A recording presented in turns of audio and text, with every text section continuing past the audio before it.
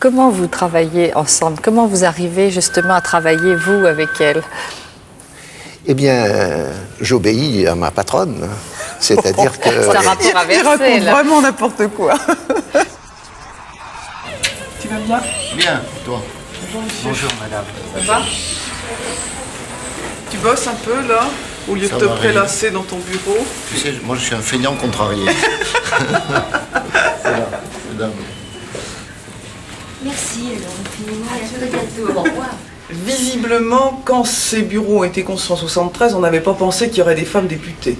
Alors, mon bureau est ici. Donc le matin, quand je sors avec mon petit peignoir, évidemment, c'est pas possible justement de sortir en peignoir. Il faut commencer par s'habiller de pied en cap parce que les toilettes sont là. Bon. Alors, je pars avec mon peignoir, ma serviette de toilette, etc. Et je m'en vais aux douches. Ça ne s'invente pas, parce que les douches, elles auraient pu être là. Non, les douches, elles sont tout au bout du couloir. Et voilà les douches. Les douches sont là. Spartiates, les douches. Donc c'est très bien, c'est quelque chose qui a été organisé un peu comme une caserne. Je pense que pour mes collègues hommes, il n'y a absolument aucun problème parce que déambulent en petite tenue dans les couloirs. Ah, bien sûr, on les voit en peignoir, on les voit quand ils restent dans leur chambre, il n'y a absolument aucune difficulté. Mais ça n'a pas du tout été étudié pour une femme. Bon, maintenant je me dépêche. Je quitte mon bureau au 101 de la rue de l'Université et j'ai juste la rue à traverser pour aller dans l'hémicycle. Salut Alain! Comment tu vas? Ça va? Ça va bien? En forme? En forme, salut Hubert. Ça va? Ça va. Patrice, Hein? est-ce qu'on va arriver à s'embrasser? Ah, vous voyez, ça c'est la vie de l'Assemblée parce que les 3 députés que je viens de saluer, il y a un socialiste, un UDF et un RPR. Et je les ai embrassés tous les 3.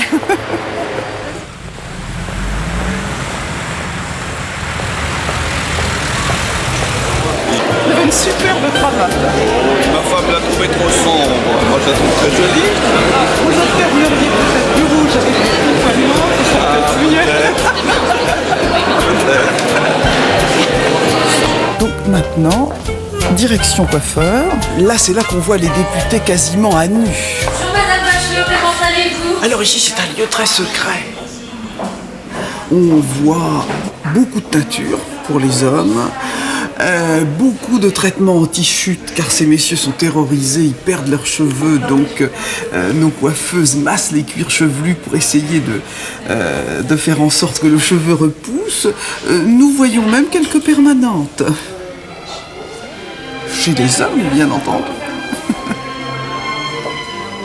Alors moi, c'est mon père qui m'a fait découvrir cette salle des conférences magnifique, qui est l'ancienne salle à manger des princes de Condé, salle des conférences dans lesquelles les députés ont la possibilité de faire leurs courriers, de lire leurs journaux, découvrir ces salons, car si on ne vous le dit pas, vous ne pouvez pas savoir que les députés de droite se mettent dans le salon de Pujol et les députés de gauche se mettent dans le salon de Lacroix.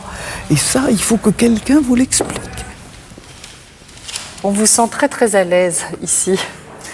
J'ai une chance comparée à beaucoup d'autres députés, c'est que moi j'ai eu un mentor quand je suis arrivée à l'Assemblée nationale. Parce que c'est évidemment terriblement impressionnant quand on arrive ici la première fois. Il y a des tas de codes non écrits que personne ne vous explique. On doit être à un certain endroit et pas à un autre. Alors lui, la première fois en 88, quand j'ai été élue, il m'a emmenée et tout ce parcours initiatique qu'il avait fait 20 ans avant moi, évidemment, il m'a guidée. Donc Jean Narquin, vous été député pendant 20 ans, député RPR de Maine-et-Loire.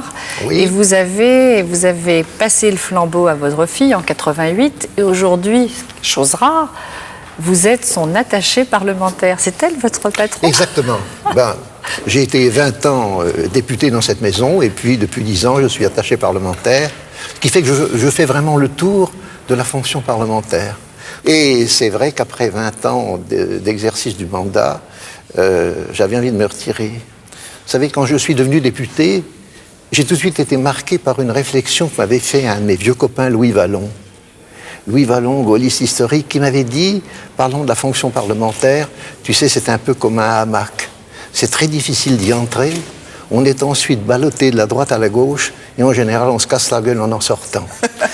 Et c'est pour ça que... Vous aviez peur, alors. Vouloir sortir dans de bonnes conditions, j'avais besoin d'une main secouable et Rosine est arrivée, m'a tendu et m'a évité de trébucher. Je l'ai sorti du hamac. M'a sorti du hamac. J'ai pensé qu'au bout de 20 ans, j'étais menacé par le cumul, par incrustation, alors j'ai décidé de mettre un terme à mon activité. Il n'y aurait pas eu votre fille pour reprendre le flambeau. Vous auriez été d'une tristesse absolue, vous. Il était assez normal qu'elle soit candidate et personne d'ailleurs n'a discuté de la légitimité de sa candidature. T'as quand même toujours été extrêmement hanté par la façon dont tu allais clore ta carrière politique. Tu me racontais comment tu organisais ta vie à Paris. Tu as toujours eu le sentiment aussi quand même que tu étais de passage. J'avais un parti pris de ne pas être un député parisien, de ne pas m'installer dans la vie parisienne, avec tous les inconvénients que ça pouvait comporter. Parce qu'à l'époque, il y a 30 ans, le député avait une existence parlementaire beaucoup plus précaire que maintenant. Le député était quelqu'un de très démuni. Nous n'avions pas l'infrastructure de secrétariat qui existe maintenant. Vous aviez un défraiement de combien et vous receviez une allocation de combien? Moi, quand j'avais payé mes 3 secrétaires sur mon indemnité parlementaire, il me restait le SMIC dans la meilleure hypothèse. Tandis que nous, maintenant, c'est rajouté à notre indemnité parlementaire. Qui est de combien? Qui est, alors pour moi, qui est en début de mandat, en quelque sorte, c'est à peu près 29 000 francs nets par mois. Et se rajoute à cela une indemnité de secrétariat qui me permet de payer mes collaborateurs. Tandis qu'évidemment, toi, tu les prenais sur cette indemnité. Je prenais sur c'est ce qui a... Voilà, ce qui a complètement changé notre vie. La situation du parlementaire était beaucoup plus précaire. Comment vous travaillez ensemble? Comment vous arrivez justement à travailler, vous, avec elle? Eh bien, j'obéis à ma patronne. C'est-à-dire que... C'est un rapport inversé, il raconte là. vraiment n'importe quoi. Vous lui donnez beaucoup de conseils? Non. Il commence par me faire tous les matins, il se lève à 5h du matin et il me fait ma revue de presse. Il lit les journaux, donc à 7h du matin on se téléphone et il m'a décortiqué la presse et ça c'est un service évidemment incroyable. Et il vous arrive de ne pas être d'accord? Par exemple, en ce qui concerne Maastricht, elle a voté pour, moi j'ai voté contre avec beaucoup de détermination. Alors, vous êtes, Jean Arquin, quand même connu pour être un peu atypique, puisqu'à l'époque, par exemple, du vote de la loi Veil, Simone Veil, pour Oui. l'IVG, l'interruption volontaire de grossesse, vous étiez vraiment pour cette loi, Ben, c'est-à-dire que... un peu en opposition avec votre groupe. Mais c'est-à-dire que sur ces sujets de société, j'en ai rencontré 2 dans mon mandat parlementaire. C'est la loi Veil et c'est l'abolition de la peine de mort. Bon.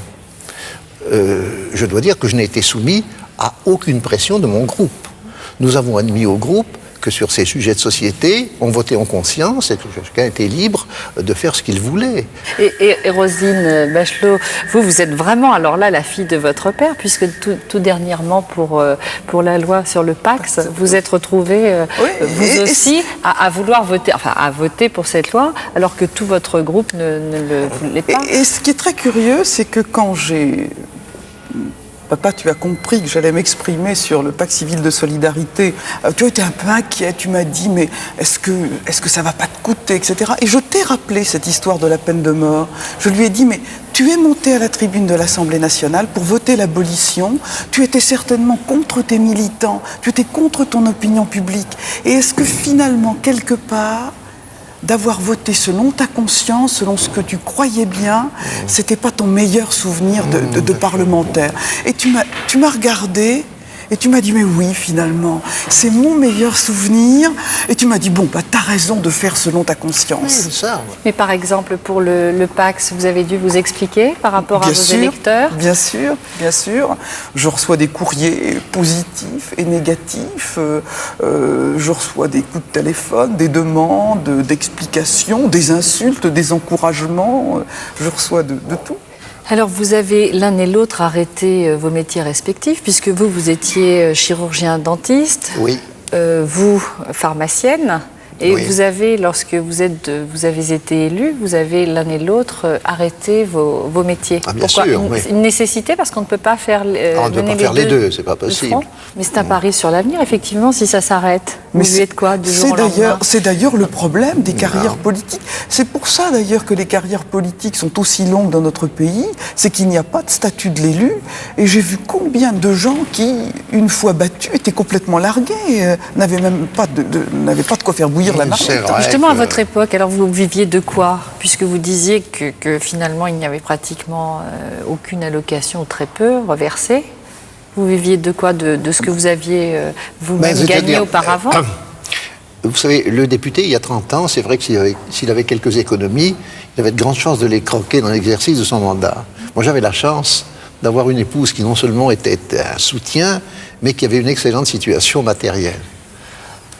Et elle travaillait beaucoup pour me permettre d'exercer mon mandat dans les meilleures conditions. Ah, c'est grâce à cela. Et bien sûr, non mais j'avais une position assez parasitaire, je dois l'avouer, mais qui me Chez nous, les femmes travaillent. Et les hommes papillonnent. Et vous êtes bien ici, dans ces murs? C'est un peu c'est une seconde grande maison. Oui. Parce qu'on vous sent bien l'un et l'autre, hein, ici. Ouais. Vous savez, quand installé là sur les Quand on a les vécu tables, 20 ans on ici, pourrait rester- on est marqué définitivement. Lorsqu'on est entré une fois dans cette maison comme député, on est un personnage différent. Ah oui, la première fois que je suis rentrée. Définitivement, un personnage définitivement différent. Et pourquoi? Et il y a pas parce qu'on a un sens des responsabilités. Disons, on a acquis un sens de la responsabilité politique, civique, nationale, dont on ne se défait plus ensuite. Et je crois qu'on est un personnage totalement différent. Moi, j'étais un militant politique avant d'être député. Mais la fonction parlementaire... Et toujours gaulliste. Moi, je n'ai pas d'état d'âme. Alors là, ça... Aucun état d'âme. Je me souviens quand je suis rentrée dans l'hémicycle la première fois, vous savez, il y a des films fantastiques où les vivants sont entourés par les ombres des morts. Et je me souviens toujours quand je me suis assis à ma place dans l'hémicycle et j'ai eu ce sentiment d'être au milieu des morts. Je ne peux pas redire cette impression. Il y avait Clémenceau, il y avait Déroulède, il y avait Jaurès, il y avait tous ces grands orateurs de la Troisième République. Je me disais, mais en moi, petite fille du Maine-et-Loire, il y a des gens qui m'ont permis de vivre cela et je vais devoir parler en leur nom. Quand je suis rentrée, quand j'ai fait mon premier discours à l'Assemblée nationale, tu étais dans la tribune et ma collègue Nicole Catala, à la sortie de ce discours, à la fin de ce discours, est venue vers moi et elle me dit « Ah !» Elle dit « Tu as eu la chance de faire ce discours devant ton père. » Elle m'a dit « J'aurais tellement aimé que mon père soit là. » La première fois que je suis montée à la tribune de l'Assemblée nationale, elle était émue aux larmes. Ouais. On a l'habitude de dire que la politique divise quelquefois à l'intérieur des familles. Ça n'a pas été le cas chez moi. Nous sommes retrouvés autour d'options politiques. Et j'ai trouvé que le fait que ma fille soit élue dans ma circonscription, c'était un bon symbole de cette unité de la famille autour d'un choix politique, d'une option politique. C'est une espèce de cristallisation de choix qu'on faisait en commun. Et c'était pour moi important. Pour ne rien manquer sur ma chaîne Ina Mireille Dumas, abonnez-vous et activez la cloche.